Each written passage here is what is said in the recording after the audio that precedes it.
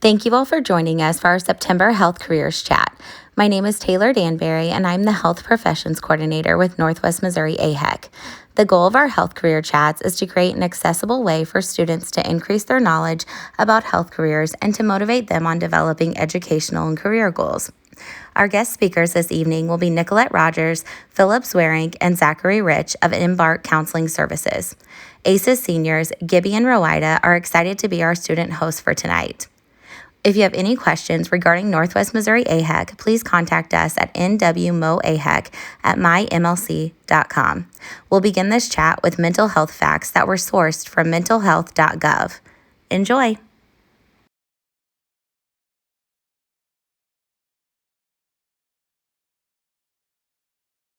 Found on. So, number one, in late June, 40% of US adults reported struggling with mental health or substance abuse. Number two, 1 in 6 US youth aged 6 to 17 experience a mental health disorder each year.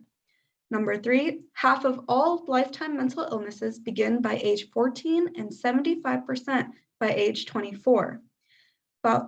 Four, depression alone cost the nation about $210.5 billion annually. Number five, the average delay between onset of mental illness symptoms and treatment is 11 years. Number six, suicide is the second leading cause of death amongst people aged 10 to 34 in the US and the 10th leading cause of death in the US. Number seven, many people suffer from more than one mental disorder at a given time. In particular, depressive illnesses tend to co-occur with substance abuse and anxiety disorders. 8. More than 70% of youth in the juvenile justice system have been diagnosed with mental health illnesses. Number 9. Transgender adults are nearly 12 times more likely to attempt suicide than the general population. And lastly, number 10. The most common mental health illness in the US are anxiety disorders, which affect 40 million adults, or 18.1% of the population. So these facts obviously are really shocking and, kind of demonstrate how big of an issue mental health is and how much we need licensed counselors in healthcare and other mental health professionals. So with that, we would like to thank our licensed counselors for being here and to address this issue and how we can work together to combat it. So with that, let's just get into the questions. So can you all please introduce yourself and what you do to our audience, please? Sure, I'll go ahead and start. I'm Nicolette Rogers. I'm a licensed counselor in the state of Missouri, and I also have a license in Nebraska. And I guess a kind of brief overview. I see clients 15 years old and up. A lot of my focus is with depression, anxiety, grief, suicidal ideation, self-harm, trauma, life transitions, relationships, and I also work a lot with the LGBTQ community. So that's kind of my focus. And then I can let Phillip or Zachary answer that question next. I can go. I'm Phil Zweerink. As Taylor said before, this is kind of a second career for me. I'm a provisionally licensed professional counselor. I work here at Embark. I work part-time at Embark, and I see clients 15 and up.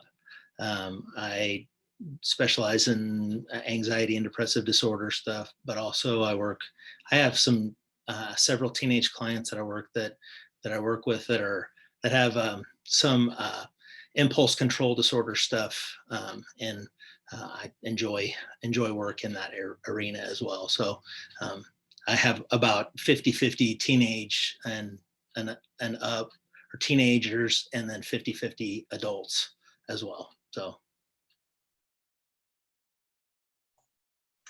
Yeah, I'm Zachary Rich. I'm a counselor in training, which means my application has been sent to the state. I'm not actually a PLPC like Phil, and Phil has some more supervision to do before he becomes an LPC like Nicolette, and I'm kind of at the very bottom rung of that.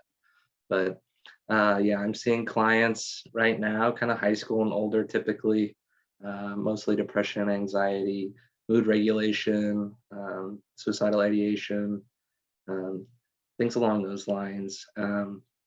And I guess one of the big parts about what I'm trying to do is kind of destigmatize mental illness, getting help with your mental health.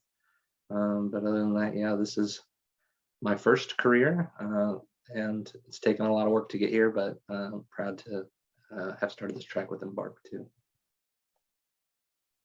Yeah, thank you so much for sharing that. So as we can see, many of you guys work with high school age and up, so that's really interesting to know.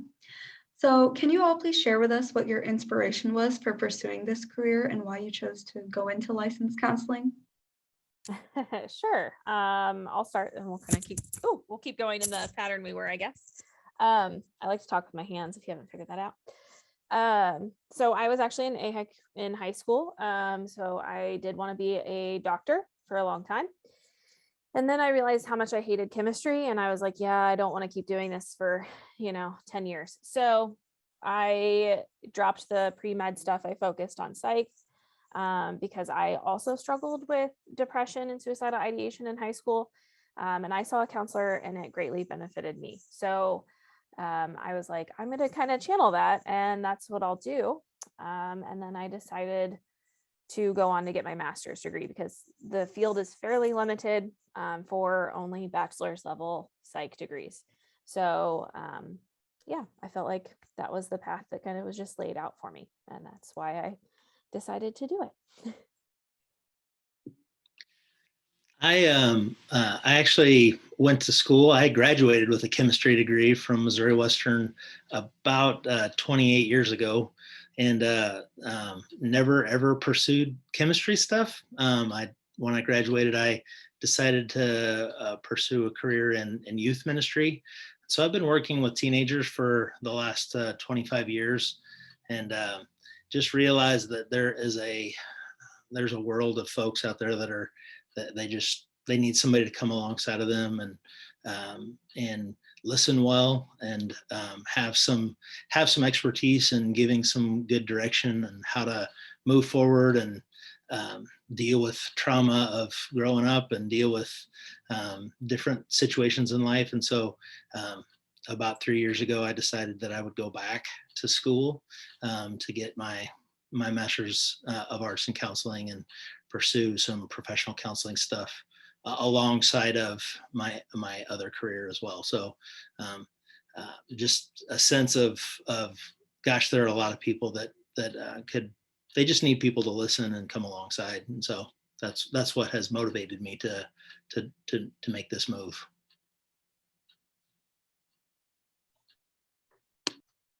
Yeah, for me, I made that choice in high school to pursue this path of mental health and counseling. We heard some statistics about suicide earlier, but I actually lost a pretty close friend of mine junior year to suicide, and that was a pretty eye-opening experience for me to see not only like the pain, the experience I was having, but also how wide that net is cast. And so from there, I kind of wanted to pull that in the opposite direction, try to heal those wounds. Yeah, I'm so sorry about that. And again, that goes to show how big of an issue mental health is, and we all need to work to kind of combat that. You all have very, amazing inspirations for why you want to go into licensed counseling. It's definitely unique, and I believe that reason is unique to each of us too. So thank you for sharing that. So now can you share what your daily responsibilities are as a licensed professional counselor? It was kind of hard for me to answer this because I was like, every day is a little bit different. I'm also the site director for our St. Joe office, so mine might look a little different. Most days I'm here before everybody else, so I open up the office, make sure everything's on, comfortable, music's good, our check-in station's ready to go. But I guess it's a lot of catching up on emails, documentation, phone calls. And then typically I could see anywhere. I try and control my schedule a little bit so I'm not burning out too much. My goal is anywhere from like 5 to 8 clients a day. Typically, I like to be around the 6 or 7 a day. Each one of those can differ in time between, I mean, it could look like a 45-minute session, or it could look like a 55-minute session.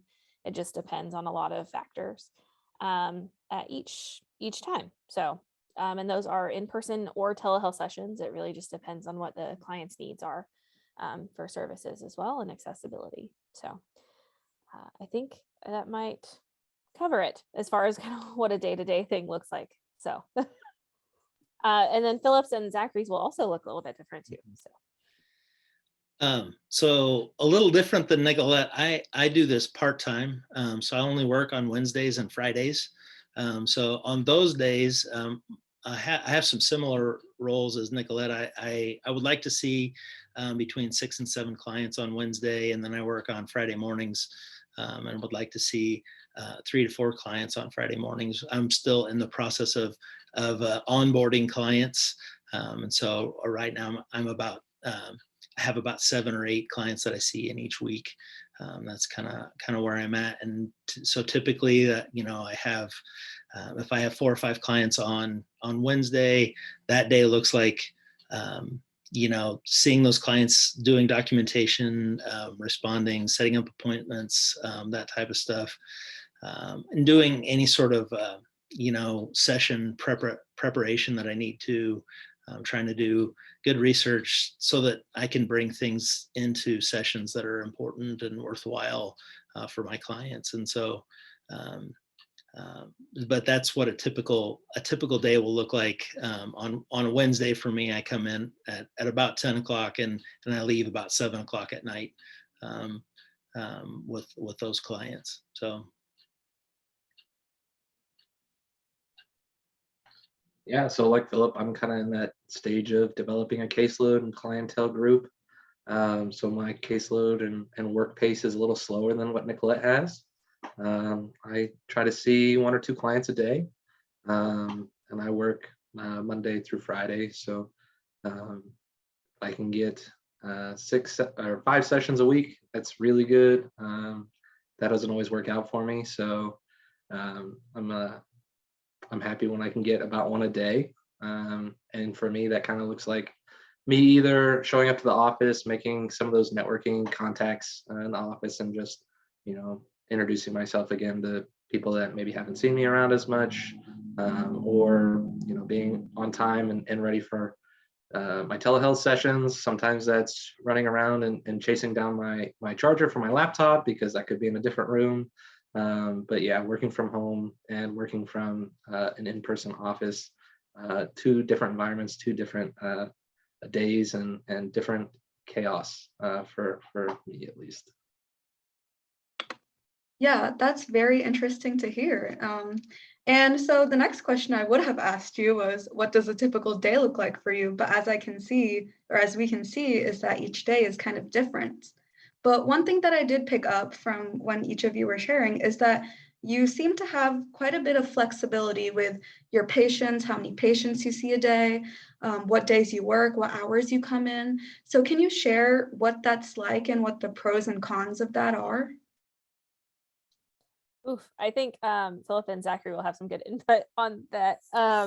So it really depends kind of on the stage that you're in with licensure. There's a lot of limitations for Zachary as a CIT right now as a counselor in training. There's limitations on Phil even for being a provisional. One of those biggest challenges is getting on credentialed, is what we call it, with insurance. So for example, Zachary can't bill insurance. So that creates a huge barrier for a lot of clients, right? So he can only take self-pay clients. And the same with Phil. There's a lot of limitations with how, like, financially, who can see him. So it's a little bit harder sometimes to get their schedules filled up because of that barrier. Whereas, as I'm fully licensed, that I can get credentialed with numerous insurance agencies, and then I can bill those and see people. And so I think that kind of creates a huge variation for all of us. So I just wanted to at least point that out. So yeah, but yeah, everything changes. I'm in charge of my own schedule. So, if I have a personal thing that I need to block out, I can kind of do that.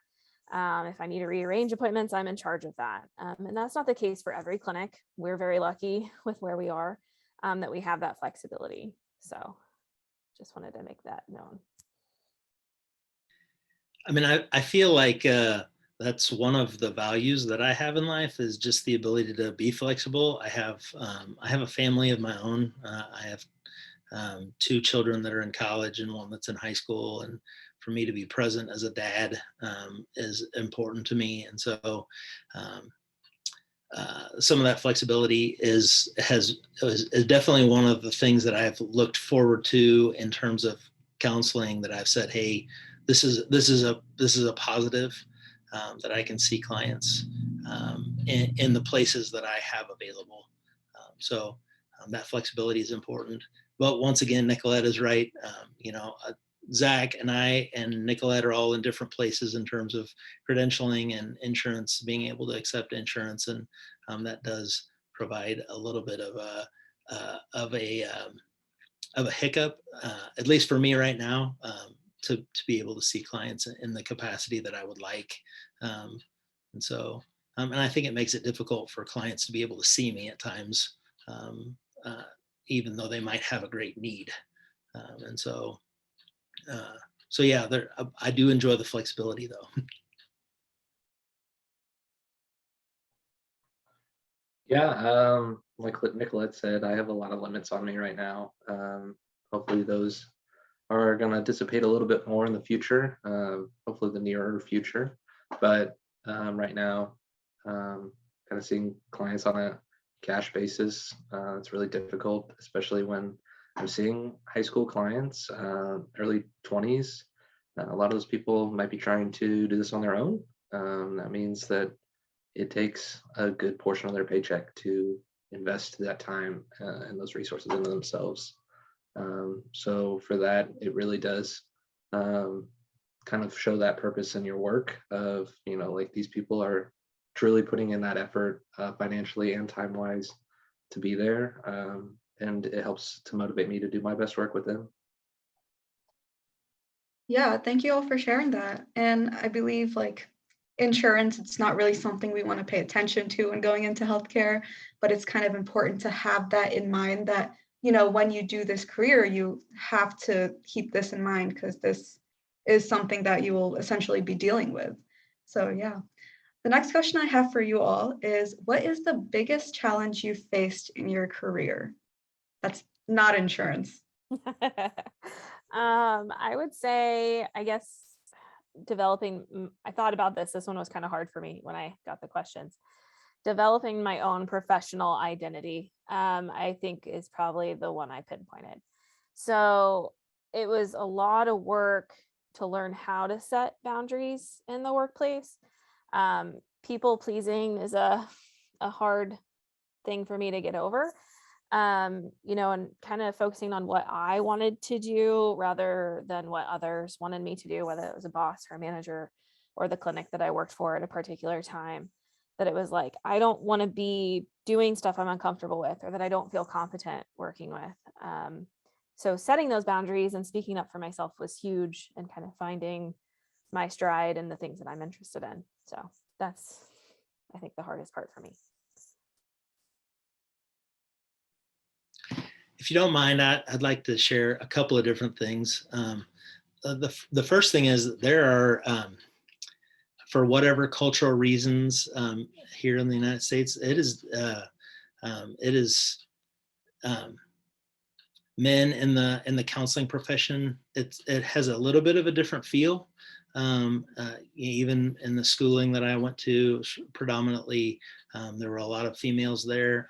I really feel like there's some really great things there about that, and I'm really appreciative of that. But some of the just trying to develop this idea of, hey, what does it take for men to be able to be okay, and to, like, it's okay to be in counseling. It's okay for me to be in counseling. Like, that's something that I needed to be, that I needed to learn. And so that's been one of the one of the largest obstacles with counseling stuff is just knowing that I see several men clients, and they have obstacles that we just have to overcome right away, just about being there. And the second thing is it's the education that goes along with this is a lot of time to give to something, and the how do I say this? The compensation for the education isn't like, it's not a this is not a career where you get really well rewarded in a financial way, and that's okay. But that is also part of an obstacle that I've had to kind of overcome as well. Just kind of going, hey, I'm doing this because I'm passionate about people's mental health, not because there's great compensation in it. Yeah, I don't think anybody gets in the field to make millions. There's a few lucky ones I guess get to, but yeah, I guess financially that's one of the bummers. But I guess similar to Nicolette, right now I'm kind of developing a caseload. So for me, whenever we have a couple clients that maybe are prospective potential clients for me, they don't always kind of fit in the niche group that I'm kind of looking to serve. But also, like, that doesn't mean that those people's issues aren't invalid. That doesn't mean that I can't help them. So I take on some of those cases that, yeah, maybe I'm not as initially drawn to. So I'm working with a 10-year-old right now instead of a high schooler. And that's been a new experience for me, but it's been really rewarding.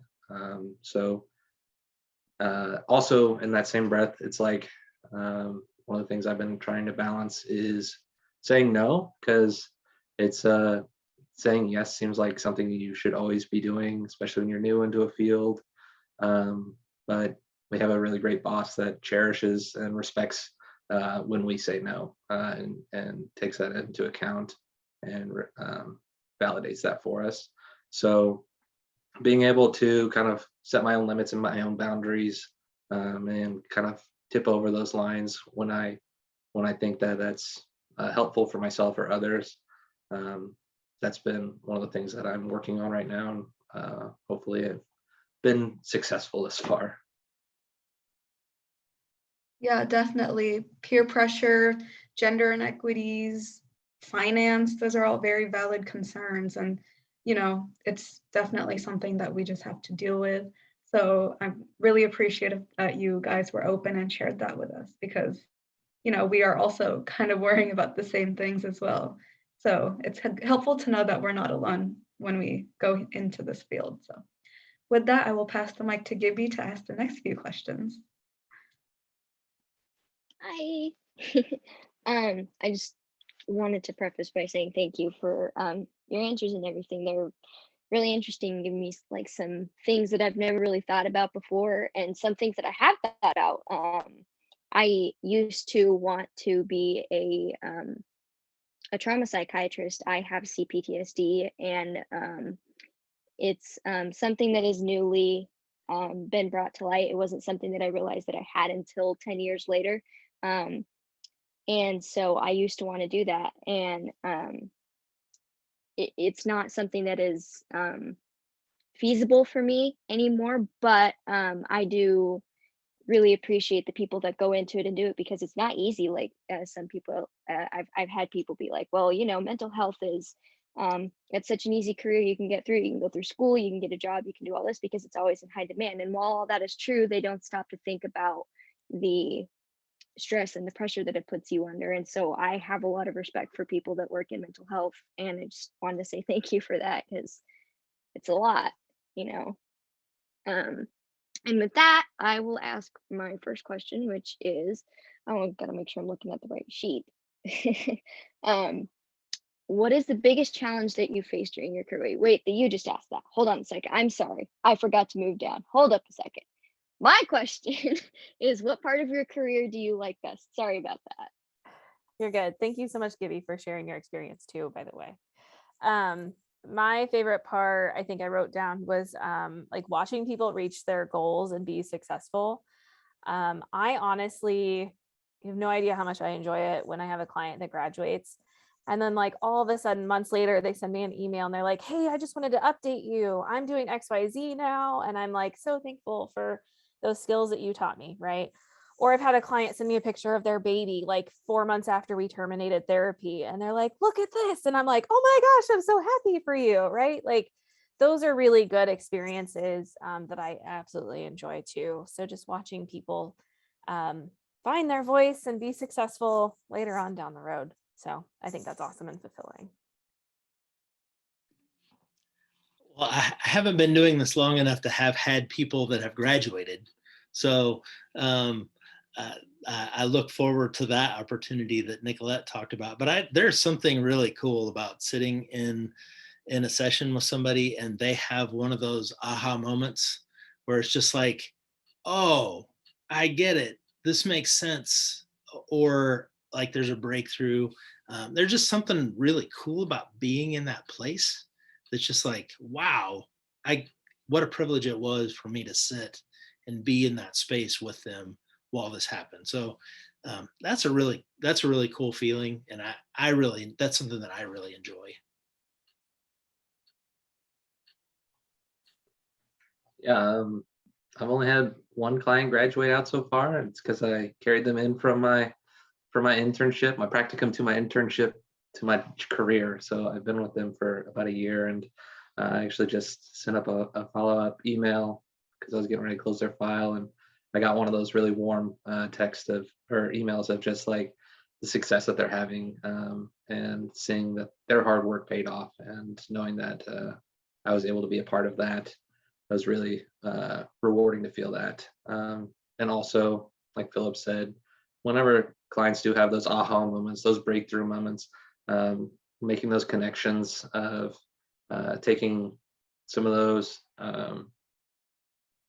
meditation things or concentration things and taking them from a less stressful environment and moving them into stressful environments on their own without being prompted to do that, and seeing that that pays off for them, that it calms them down a little easier, that a panic attack doesn't go to a 10 or an 11 on that 10-point scale. It goes to an 8 or a 9.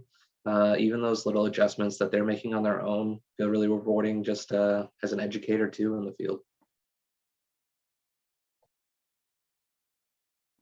Well, thank you. I appreciate your responses. I do, imagine that it would be quite rewarding to be able to watch your clients grow as a person. I've been in and out of therapy since I was in 5th grade, and I'm a senior now, so that's 7 years of therapy. And I've been able to, I'm not a therapist, so I've never had somebody graduate before. I've never seen a client before, but I've been able to watch my therapist kind of light up when I have those moments, and when I, have my progress moments. So thank you for that. I appreciate it. And my next question, what part of your career do you dislike? Because there's lots of things that you do like, but what parts about it do you dislike or do you maybe not like as much? I was trying to figure out which direction to go with this because I feel like there's like a lot of little things maybe that I could complain about. One of those is definitely like just stigma around mental health anyways. Sometimes it's hard to get people into therapy. And I'll also say, I know some of you have been to St. Joe, and I mean, even in Hamilton, smaller communities, there's definitely a heavy stigma around mental health and getting help. So that's a huge thing that I absolutely dislike. That was a big one. Obviously, you've already heard me kind of complain about insurance and financial barriers to people getting help. And then I guess kind of on the more personal side of this question, is that like sometimes dealing with patient resistance can be a little icky. So this is me being a little vulnerable about it, but this is the truth of our career, is that sometimes you get people in here that want to get help, and they are going through some really tough stuff, but they're also really resistant to opening up, or they're resistant to taking some of the skills and practicing them outside of session. And sometimes that can get frustrating. However, I try and be super transparent with my clients. And so I often will bring that to the table and just say like, hey, like I noticed that you're not doing these things, or it feels like maybe you're being a little resistant or you're uncomfortable with it. Let's talk about it. Right. And try and remove those barriers or just break down some of that resistance or just try and make them more comfortable so they can be open to the therapy experience too. So I think sometimes that's something we have to consider. So, and I'll let Phil take the stand next. For me, I am from the St. Joe community, was born and raised here. I've lived here for 39 of my 48 years, and I'm really I know a lot of folks, and so one of the things that's really complicated about counseling is that you're not supposed to see clients or counsel clients that you know well. And so there's a good portion of the population of folks that I would love to be able to see, but it's not really that ethical for me to sit with them. And so that's hard. I find myself with most of my clients kind of trying to figure out what are the 3 degrees of separation that I have from them. And so while it's something that I really understand and I understand the ethics behind it, it's something that I dislike. I really like the relational piece of counseling, and knowing that I'm not supposed to ethically sit with those folks is something that's a little hard for me. And so that's kind of one of those places that maybe a little just because of the size of St. Joe and how long I've been here, that might is something maybe a little unique to me, but it's definitely part that I dislike. Yeah. For me, I kind of took this in a different direction. One of the things I don't really like about having started in the path I have is that I chose to go into a private practice, which means they don't have a wait list or a clientele set for me. I build that as I go, which means right now I work retail from 4 a.m. to 9 a.m. on the weekdays. And it sucks, but I know that I need to have a little bit of financial stability while I am still accumulating clients and developing experience. So I'm lucky that I have a great partner that is able to be a financial breadwinner for us right now. But yeah, and like mental health agencies, that's another option that you can go. A lot of times they have a wait list, they have full caseloads for you to walk right into. But typically the burnout rates on those jobs are a lot higher. It feels like they might work you a little deeper, ask you to stay that extra half hour, touch in with this client before you go home. And here we have a lot of that flexibility. We have a lot of that self-care space and time. And our president takes a lot of pride in telling us to take the time and space that we need. And that's been really helpful for me, just because it's been stressful transitioning and taking some of those national exams, getting the transition from school to licensure and clientele. It's been stressful, and Teresa has been gracious and said, like, what are you doing to take care of yourself right now? And that just is a reminder, like, go and take a day and spend a half hour at the driving range, or whatever you can do, whatever you can afford. So that has been a really great part about this. But yeah, one of the dislikes is that you have to choose between kind of like that financial gain right away at an agency with high burnout, or the lack thereof. So and I've chosen a slower direction. So but that was the choice I wanted.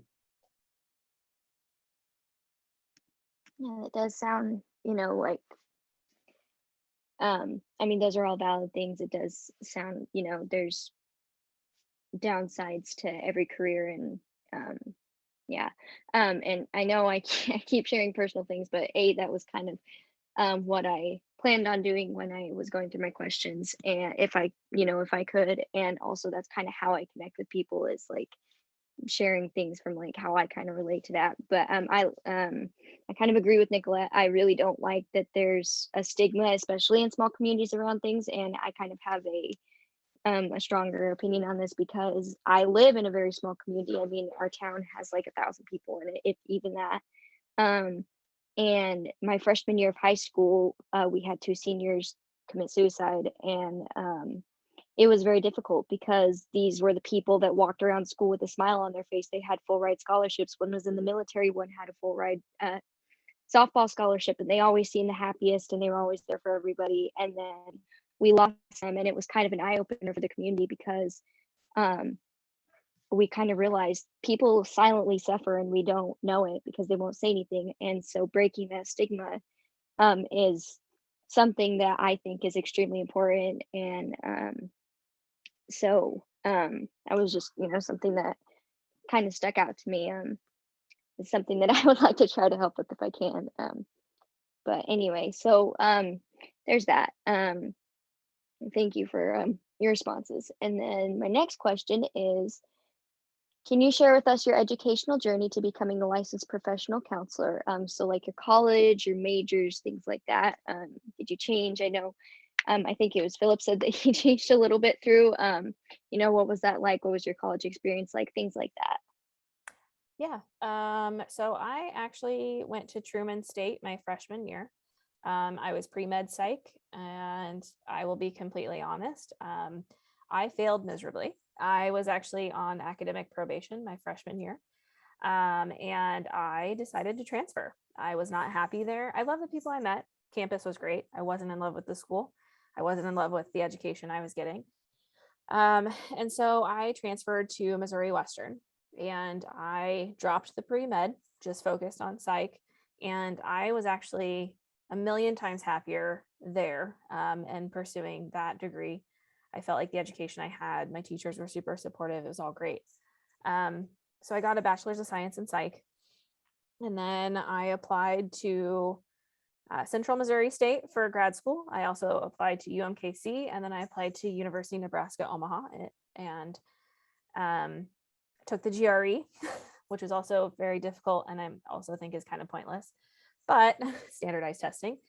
And I actually got accepted to all three, and I chose to go to University of Nebraska, Omaha for a Master of Science in Clinical Mental Health Counseling.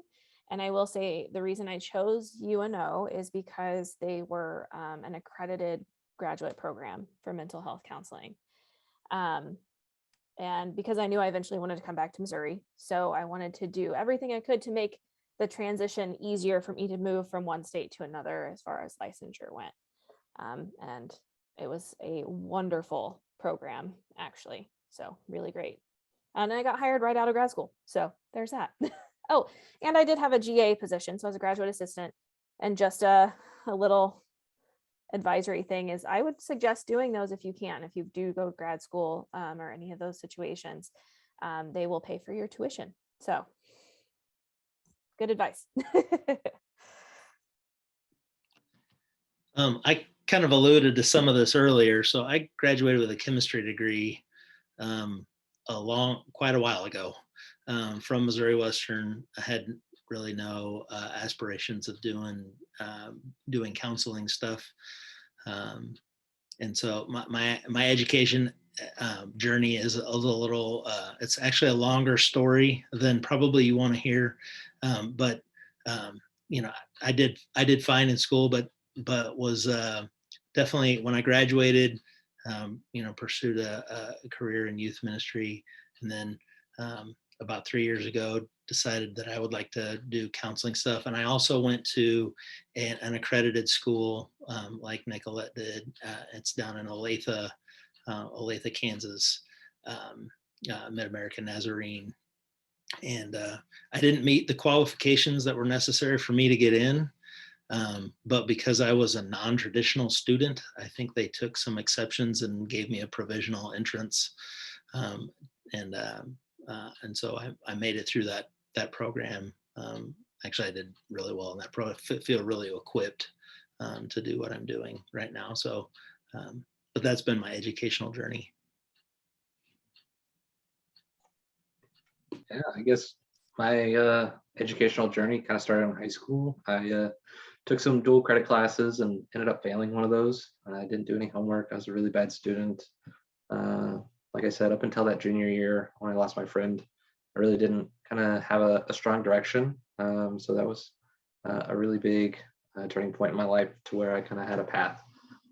So from then, I kind of turned on the school gears. I was going to go to Missouri State, play on their club hockey team, and then realized that I was not going to be able to make it on that team because I was on academic probation, so I wouldn't be able to play. So I moved in, moved out the same weekend, dropped all my classes, came home to Missouri Western, and then busted it real hard and got in and out of there in 3.5 years.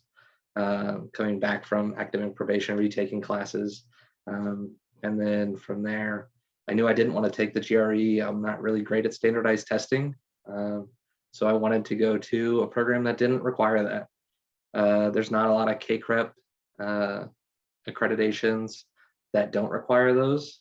So I applied to a few out in Colorado. I applied to a couple in Des Moines, Iowa, interviewed at a few different places. And ultimately, that was something that did hold me back from getting into a couple of those CACREP colleges, universities. But there are two programs in Kansas City, UMKC and Avila, that are NPCAC accredited. They do have AN accreditation. It's not one that's always nationally recognized. In Missouri, where I knew I wanted to practice, it's not a requirement that you have CACREP. So it wasn't something that necessarily held me back from achieving my goals. UMKC does have a very legitimate program, very comparable to what I think a lot of those CACREP things are. They hold their educators to a very high standard, meeting those requirements. They just focus on that accreditation costs them less, which means they're able to charge less and make the field more accessible to lower income folks, people that have that financial barrier, and are trying to, in turn, destigmatize that by creating a stronger population of people that can help. So I took advantage of that, and 3.5 years or 2.5 years later, I'm here with Embark. Well, that's wonderful. I'm glad that you guys had mostly good experiences in college and experiences that kind of help push you forward. I'm glad that you found like a program that works. You found a program that works for you and are now able to have the career that you want. So that's really good. And my next question is, did you take any classes in high school and undergrad to prepare for your career? I'd say in high school, not really. I did have a psychology class, but that was about it. In my bachelor's degree, yes, a lot of them were, and a lot of them are relative still today, like developmental psych. I had to take a testing and assessments class, which was kind of beneficial. I still use some of those today. And then I took a cognitive class in undergrad too, so cognitive psych, which kind of helped figure out how things kind of work in our brains. So those were some major ones kind of in undergrad and high school. I did not take any classes that were related to psychology or counseling when I was in high school or college. I think I may have had Psych 101. That was a long time ago. I can't remember. I took the traditional psychology path in college. I had a minor in childhood studies, knowing that I wanted to work with kind of adolescent and high school and up. I thought that kind of maybe set me up better for the future as opposed to working with like younger childhood, focusing in that area. So one thing that I do think really helped me was our research class in my undergrad. That helped me to both understand like the work that research takes, but also how to understand, read, and digest that research. So that's helpful for me now and in grad school to take the information in some of those papers and put those to my own purposes, understand them, and to direct those into papers, projects, things like that. And now to kind of understand what's important in the field, how is it actually being affected, and things like that. Oh, excellent. That's good. I'm also taking a psych class. It's kind of interesting, and I'm taking anatomy, but that's not I'm not I'm not going in mental health. I'm going into physical therapy, as I said earlier, but that's helpful for me. And my next question before I turn things back over to Rowida is, I just exited out of the questionnaire just a second. My bad, clicked the wrong button. Do you have to complete any continuing education to maintain licensure? So like you have to take any extra classes or things like that. You have to brush up on things, stuff like that. Yes. We call them continuing education credits or continuing education units. It's CEUs is the word that we use. Missouri requires 40 hours of those. And 2 of those 40 hours have to be specific to suicide prevention. And then, yeah, I'll just leave it at that because I think your next question would answer. I would answer that one already. So go ahead. I don't know, Phil, do you have any, Zach, do you have anything to add? I don't, the different levels kind of below. So Nicolette's kind of at the level of like licensed professional counselor. She's on her own. I'm actually a PLPC, so I practice under Nicolette's license. And so for me, I'm required to do supervision through her. Those kind of take the place of some of the continuing education credits because I'm sitting under her tutelage. So so it looks a little different for for me and for Zach, just in terms of CE continuing education stuff. Yeah, I'm ditto to that. I'm kind of where Phillip is also with that. And I don't think it was stated. So since we're talking about hours, I do want to at least make it known that like as a provisional therapist by the state, you're required to get, is it 3,000 hours? Is that correct? Half of those are direct hours. 1,200 are 1,200 direct okay. client hours. Yeah. So we have to, for them to even apply to be a fully licensed provider, they have to meet those requirements. So weekly supervision, and then get those direct and indirect hours. So actually what we're doing tonight counts as an indirect hour for them. So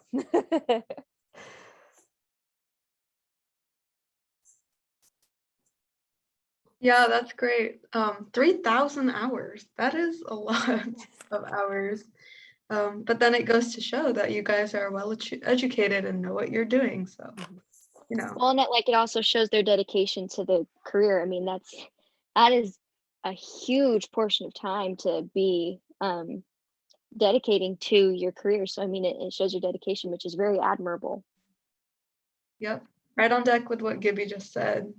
Definitely shows your dedication, and that you're really, willing to dedicate your time to help these people that have mental health concerns, but also in educating us students who want to help in combating that issue. So, really, really great. So I'll start with the next question. It kind of piggybacks off of what Gibby just asked. So how often do you have to rectify or renew your licensure? I think it's like 2 years. It's every 2 years. So I have to have those 40 hours completed within a 2-year span. Is that the same for?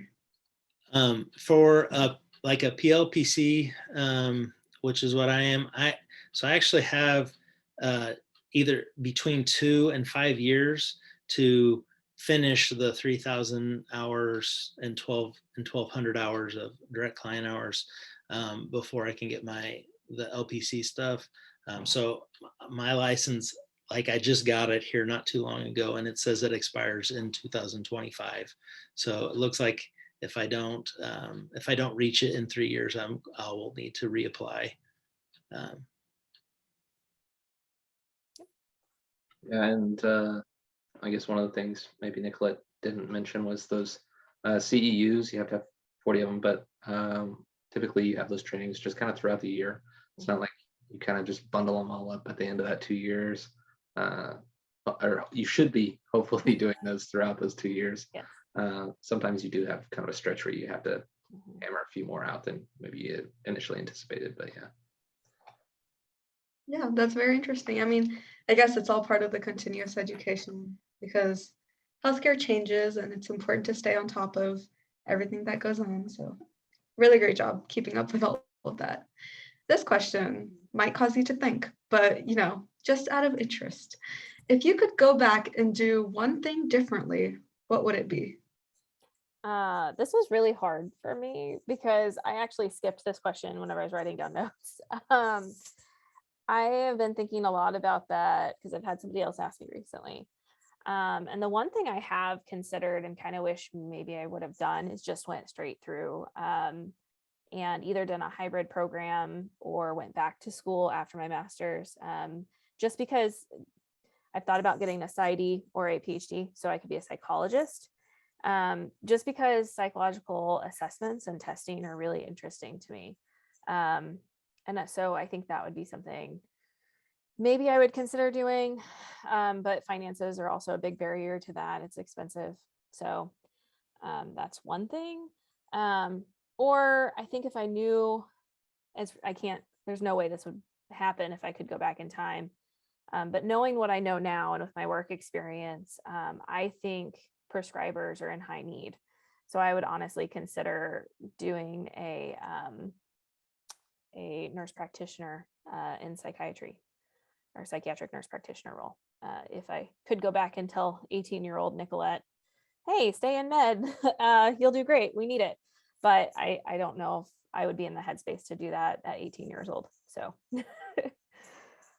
those are maybe some things I would do differently. Mine is maybe a little different. I really feel like I've been doing like the path that I've taken to get here has been really beneficial. I think I would have started my own personal counseling earlier in life. It has been really helpful for me, and so just some of that was pushed in our program, but it has been really beneficial. It's been really beneficial for me. So that's something I would do differently is I would get my own personal counseling earlier. Yeah, if I could change something, I think I might have got my master's in social work instead of counseling. It's not always something everyone thinks about, but where we live, you can do therapy and counseling with a social work degree. I had a friend of mine graduate with her bachelor's after me and graduated with her master's before me. And I didn't take any breaks between my schooling. I just kept going through. So that program was also all online. I had to do in-person or synchronized learning. I had to be present for my classes, camera on, mic on, for every class. They were able to watch recorded lectures, kind of fill in some of those assignments. So I think maybe that career path might have been faster, potentially a little easier, but the path that I went, I think possibly did set me up a little stronger for the things that I'm doing now. Yeah, thank you so much for sharing that. I know it's like sometimes it's easy or hard to think back, I could have done this differently, I could have done that differently. But, it's important to just trust the process and, let life take its course. And fortunately, you're in a good place now. So that's a really good thing.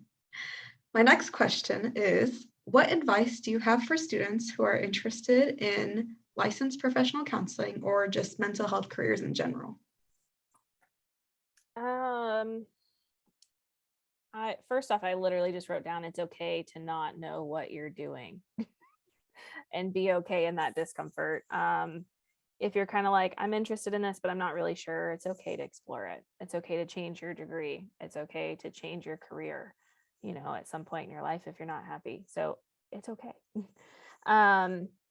It's okay to also go into your graduate program or doctorate program, and not knowing specifically what specialty or population you want to work with. That's why we have such great education programs, is because they help you figure that out along the way, through experience and just learning new stuff.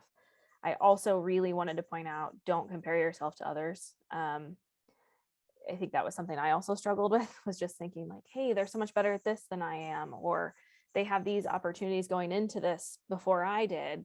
And honestly, that doesn't mean a whole lot at the end of the day. Kind of live your life, focus on you, prioritize self-care, and kind of building off something Phil said earlier is, be willing to do your own inner work, be willing to reflect on your own stuff, and process that and become a better human, learn how to cope, just be open to it all. So. I mean, my best advice to folks that are thinking about entering into any profession is be willing to learn, and to adjust as you see fit. The education process is always it's always good and always bad.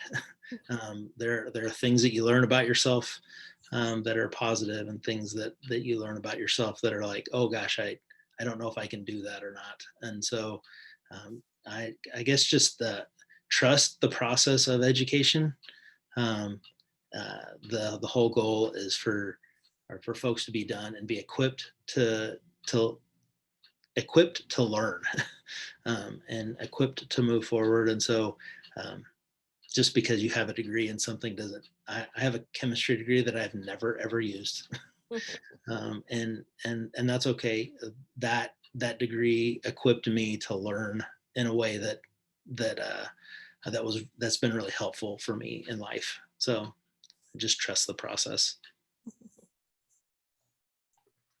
Yeah, and real quick, right off of what Phillip just said, give yourself grace. Phil just said, like, sure, he hasn't done a lot of chemistry with his chemistry degree. That doesn't mean it doesn't have value towards his life, towards his experiences. But some of the advice I would give is like, practice what you preach, or practice what you plan to preach.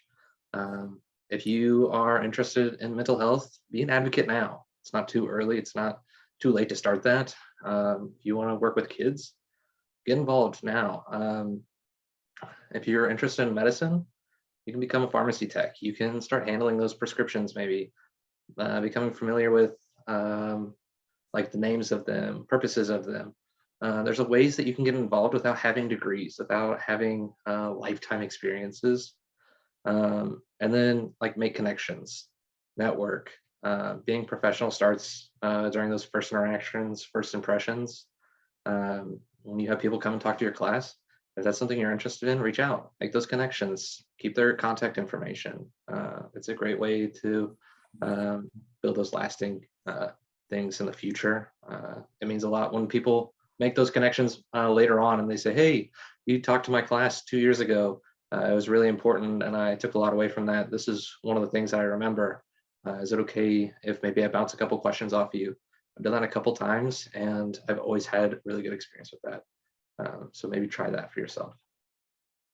Yeah, I mean, those are all some really applicable pieces of advice, especially for us, going through a high school phase where you really are trying to discover yourself.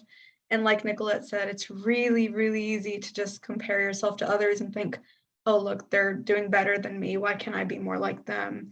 So it's important to just kind of focus on yourself, figure out what I need compared to what others need, and just hone those skills. Especially as a student going into medicine, there's always going to be somebody who's better than you. You just have to face it, and instead of envying them or wishing to be more like them, kind of like Phillip said, be open to learn from them. So thank you so much for sharing all of that. And now we will move on to the next question. What are some soft skills that you believe are vital to this career? And I'd kind of like to add a personal twist to it. What is one soft skill that you are best at? And what is one soft skill that you believe you need to work on?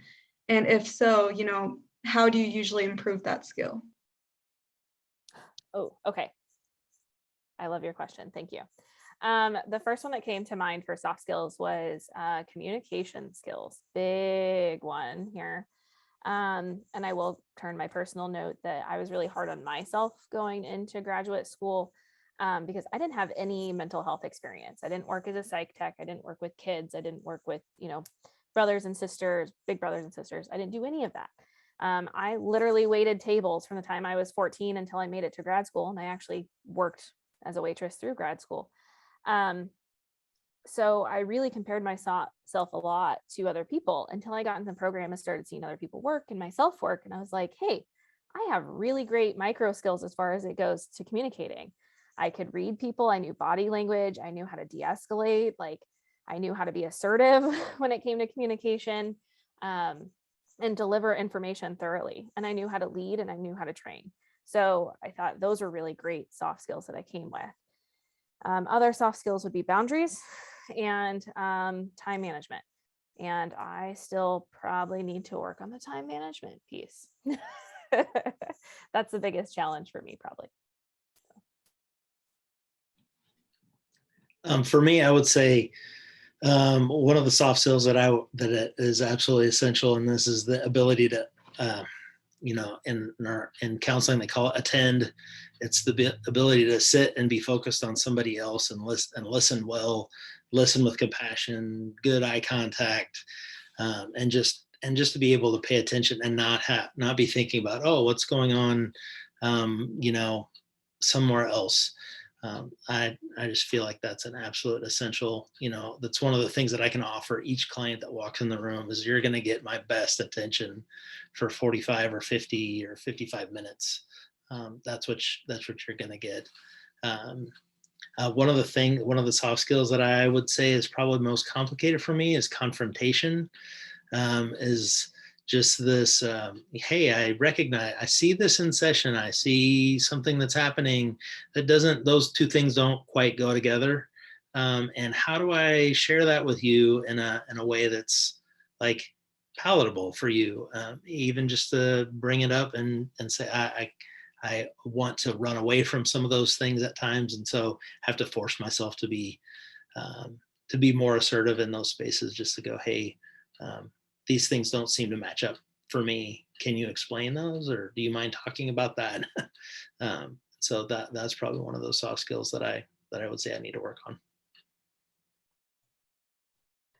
Yeah, one of the soft skills I think it's important to have in this job is to find a redeeming quality. We are not supposed to be judgmental. We're humans. We judge people. But in therapy sessions, as a counselor, my job is not to think about how, like, oh, you called in today. No wonder you lost your job. That's kind of dumb. Like, understand why. Understand limits to that. Find a redeeming trait in someone. That's a great skill for you to have in any career. It's going to help you have a more positive outlook on life, most likely. And one of the soft skills I think I probably need to refresh on is some of that attention. I do my very best to give my 45, 50, 55 minutes of attention, but working with such a stimulating environment sometimes, or stimulating world, right? If a phone goes off, if you hear something in the lobby, it can break attention for me pretty easily, and making sure that I am able to recenter on my clients and give them the attention that they're expecting from me. But yeah, that's one of the things I need to make sure that I'm continuing to follow through with. Yeah, those are all very, very important soft skills. And I love how you guys kind of strayed away from the usual, like, although empathy is important, like instead of just stating the basics, you kind of went into something that we don't usually think about, like the ability to listen attentively, which is, harder than you think, sitting down in a room for 45 minutes, not thinking, oh, I'm going to have this for lunch. What am I going to have for dinner?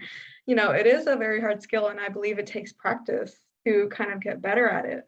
So I'm really glad that you all are pointing it out. And then Nicolette, time management, definitely. If you have to see like 10 patients a day, you have to figure out, okay, I have to do this, prioritize to get done on time and be able to still have that work-life balance. So thank you so much for sharing all of that.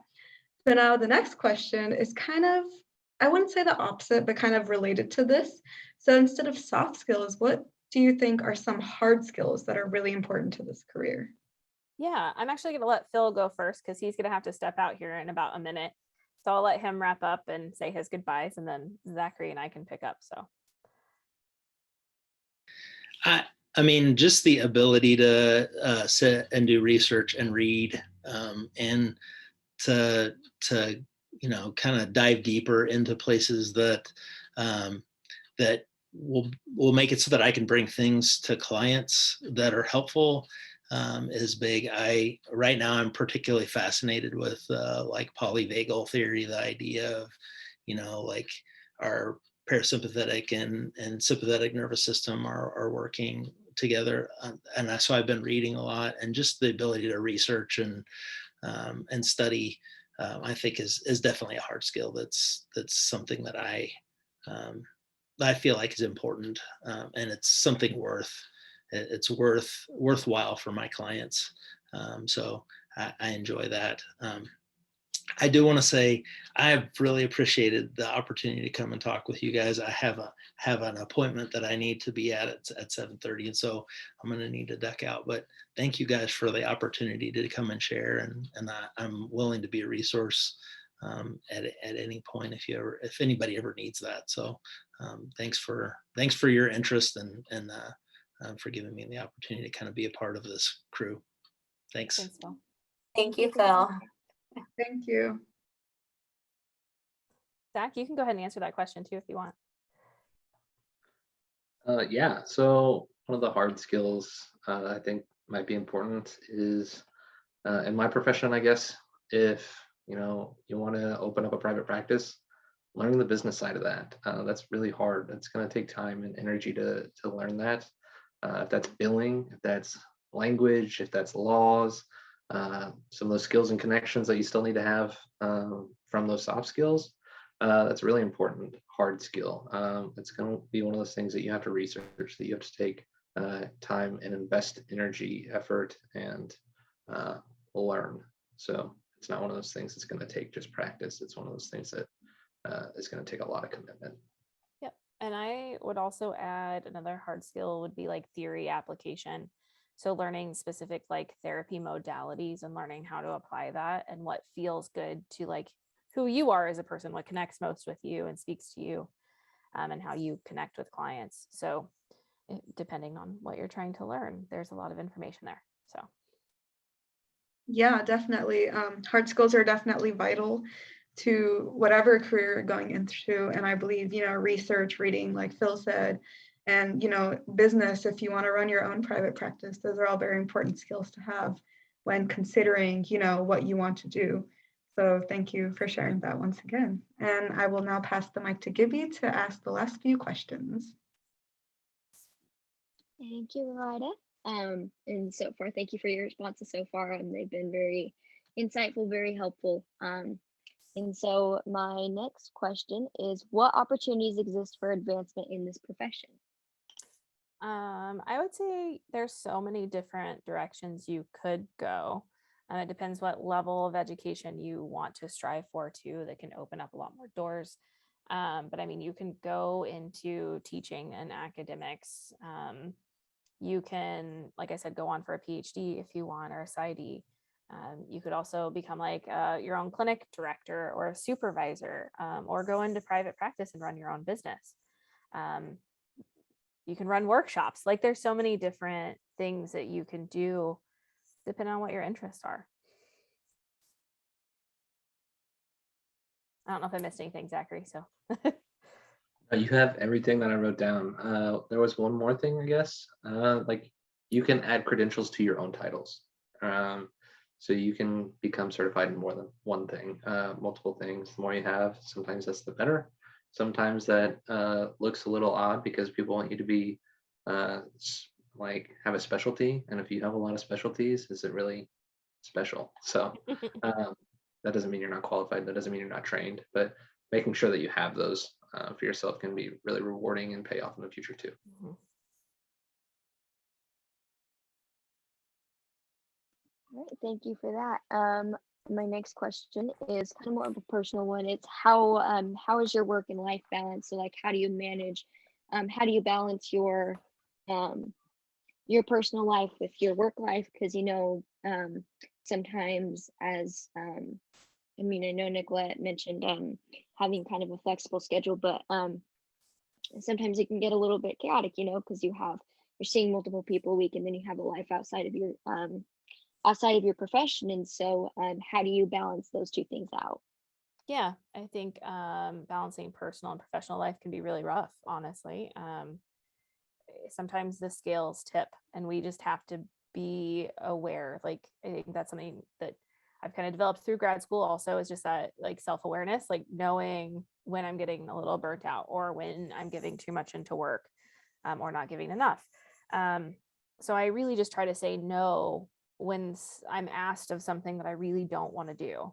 Or even if the initial feeling in my soul is like, ooh, but I'm still obligated to say yes. I need to honor myself and actually be like, you know what, I really don't want to do that right now, or I can't do that right now. And really trying to manage my time and sticking to time boundaries is also another difficult thing. But on the other hand, I also have to make sure I'm doing things that are fulfilling to me. So self-care or my hobbies or spending time with people I care about. So. Yeah, I guess might sound a little weird, but like this is the most free time I've had in a long time because I've been in school for the past all of my life. And for the past 10 years, I've had a job on top of that. So now I'm still working retail, but I'm working 20 hours a week during that job. And I have a lot of flexibility as a counselor right now. So I have a lot of free time that I'm able to, fix things around the house, paint, do some of those renovations that happen when you're younger and moving into a different place. But also, I take a couple nights of the week to myself. I go and I play in a men's hockey league one night. My wife and I, we go out and do trivia at one of the restaurants in town once a week. It's just a nice way to kind of separate from work, but also feel like you are having a fulfilling purpose or doing something that's rewarding to yourself too. Right. And I think that is really important, balancing out your life with your work. And like I don't currently work. This was still applicable to me when I did work. But I took a break so that I could focus on my dual credit classes, because I knew that the beginning of the year was going to be super chaotic because most of my classes are dual credit. But even with school, it's still applicable because you get an overwhelming amount of work and studying, and especially studying because I'm taking mostly dual credit classes, so you have a lot of tests, a lot of quizzes, a lot of finals and things in between.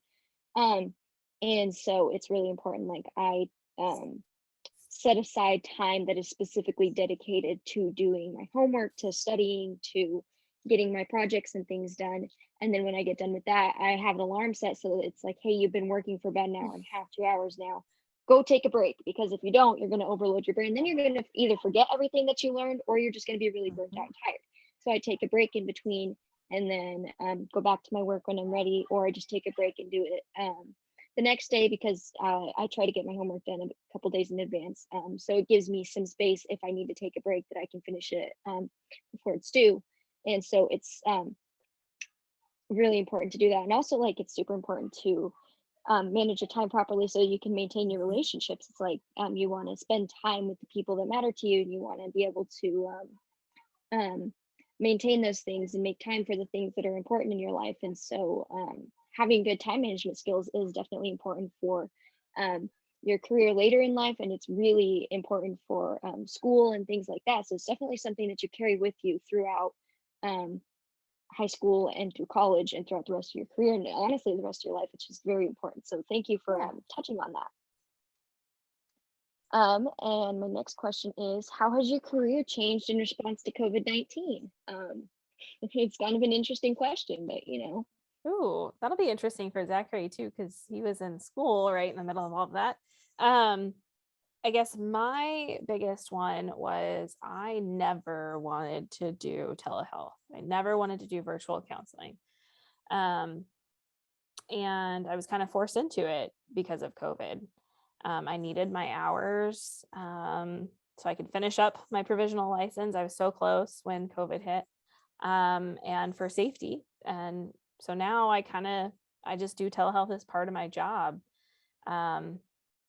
And I would say it's probably about 50-50 with my caseload right now between telehealth and in person. So, Zachary, how was yours? Yeah, I started my master's in January of 2020, so I lived through the transition. I didn't really have much experience prior to it, but it was kind of nice once classes got directed online that I didn't have to drive a half hour when my class got out at 10:15 at night. That's kind of a not fun drive home. So I guess in that sense, it was kind of a blessing, but I also got married and moved out and had everything around me shut down in like that 6 months while I was starting a master's program. So, but yeah, I got the experience of learning telehealth as everybody else was learning telehealth. It wasn't something foreign to me that I got to reject. It wasn't something that was foreign because I had already been doing something different. It was something that was new because I didn't know anything different. So in that sense, it was really a really great blessing that I got the experience of having telehealth and then also having the people around me, my educators, telling me, you know, when you're in person, this might be different for you. And having that firsthand experience conveyed. So I get the secondhand experience. And then through 2 years of internship, 2 years of practicum, I got to kind of live that a little bit more of having a face-to-face session in person versus one on Zoom, one on Google Meets, a telehealth session that maybe seems like it'd be more 2D, but really it's going to be as much as you want to make it.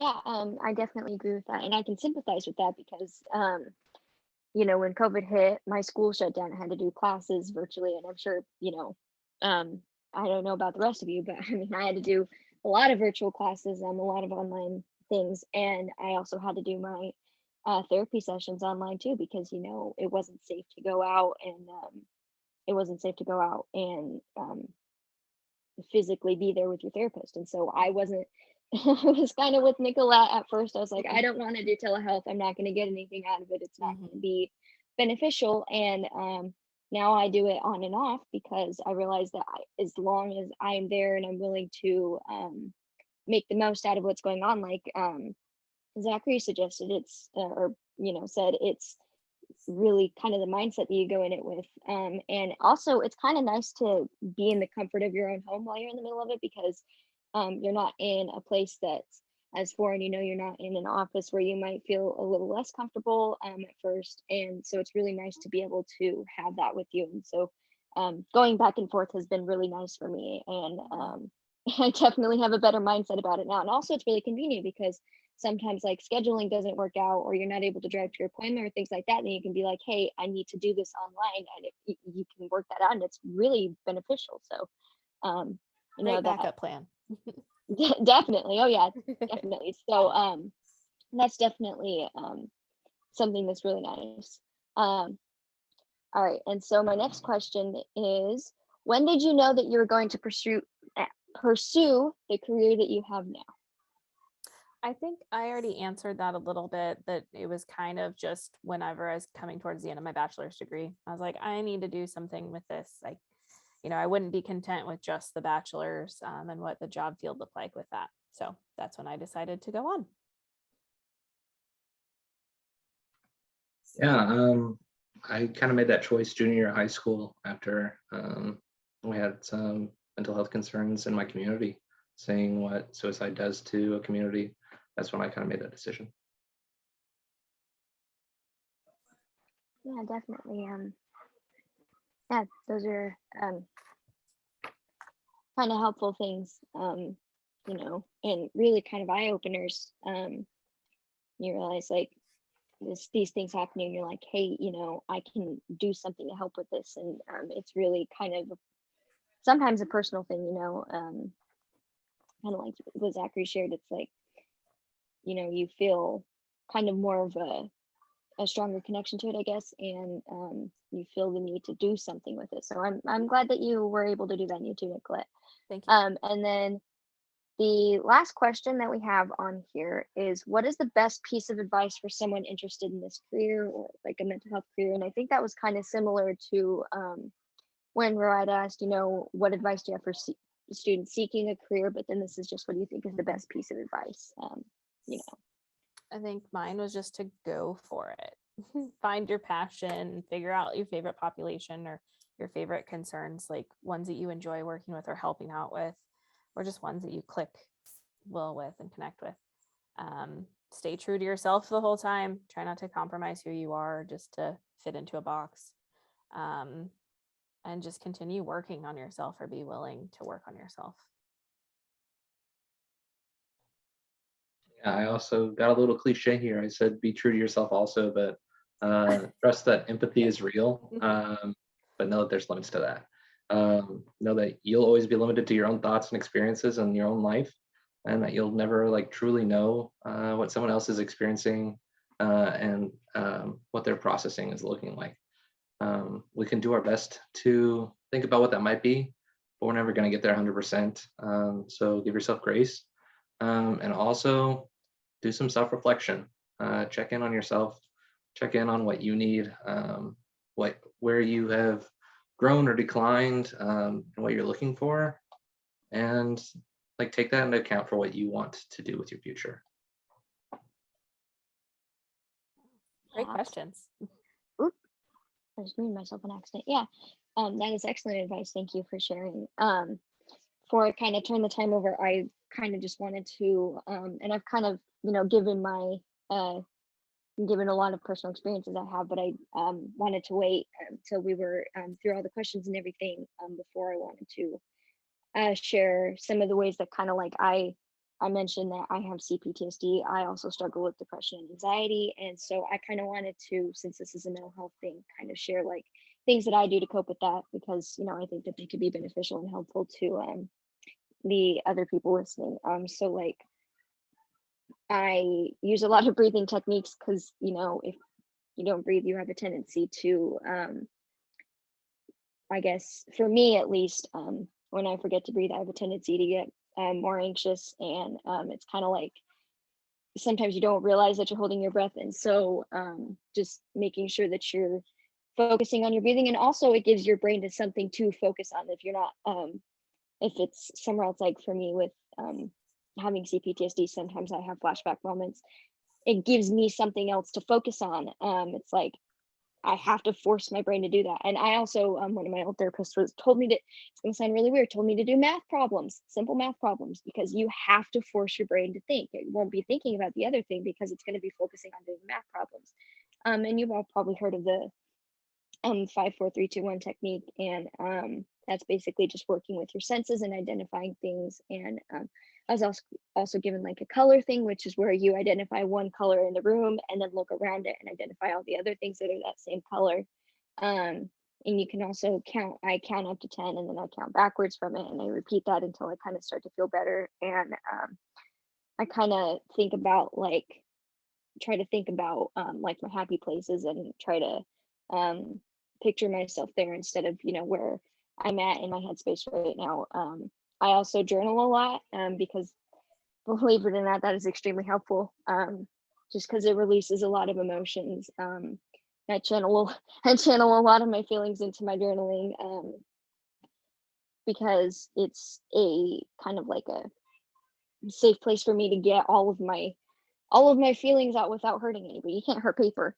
And so I kind of do that. And also like taking time for myself. I really struggle with this. I'm a kind of person that wants to constantly be there for other people, but I also, and it took me a long time to get here, I'm also a person that's like, boundaries. You have to be able to set them. You have to be able to recognize when you need a break, when you need a moment. And I think this is like not just applicable in personal life, but it's also applicable in like a career life, because, sometimes there are times when you just need a break. And so I make sure that I do that. So those are just some things that I kind of wanted to share because, I thought that they were relative to what we were talking about. So yeah.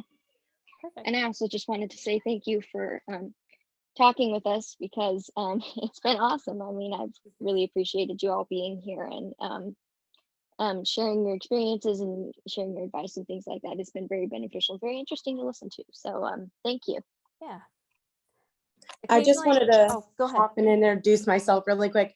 My name is Reagan Atkins. Sorry, I'm just now getting on. I had training all night that I had to be at, but I'm a behavior interventionist for the St. Joseph School District, and I deal with mental health and trauma students all day, every day. So if you guys have any questions for me, I'm here and I can stay after and chat with anybody if you have questions for me. So. Thanks, Reagan. I was just going to jump off what Gibby said because occasionally I get to hold a workshop for AHEC and do some mental health stuff. And usually within that workshop, I teach a lot of various coping skills and activities. So if I get to do one of those in the near future, keep an eye out and hopefully y'all can attend and learn some fun stuff with me. So thank you.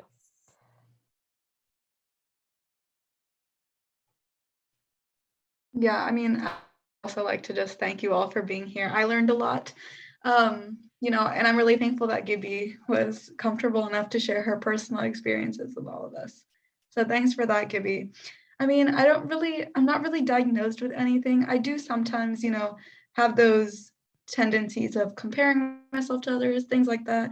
But I feel like that's just kind of, it comes with age and it's just something everybody deals with. So but I am a big, strong advocate for mental health because I actually started a mental health club at my school that kind of trains teenagers on how to respond whenever one of their friends is in a mental health crisis. So I have that experience, but I really think this is an important subject and it's not something that we should shy away from talking about.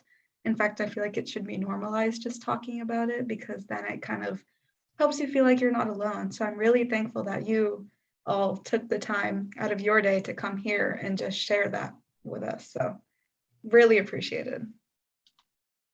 And that's awesome that you've started that. I mean, it's a great thing for schools to have, and like it kind of gives them a safe place to, you know, come and talk about things. And so that's amazing that you've started that. It's really excellent, especially as a high school student. I mean, yeah, well done. Thank you.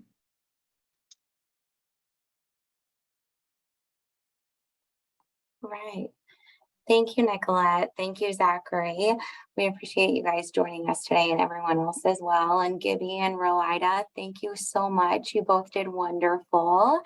I know it started kind of late, but I think you guys definitely just jumped right in and did a wonderful job. And you had a wonderful idea with doing this in September as we're bringing to light mental health and suicide prevention awareness. So I think that was a wonderful idea. So thank you both. I appreciate you two stepping forward and taking this on. So thank you.